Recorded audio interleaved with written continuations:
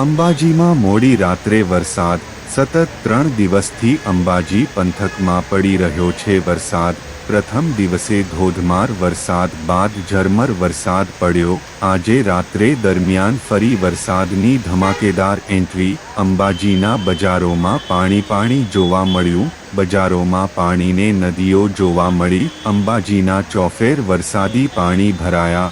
વાતાવરણમાં ઠંડક પ્રસરી। સતત વરસાદને લઈને ખેડૂતોમાં સારા વરસાદની આશા બંધાઈ।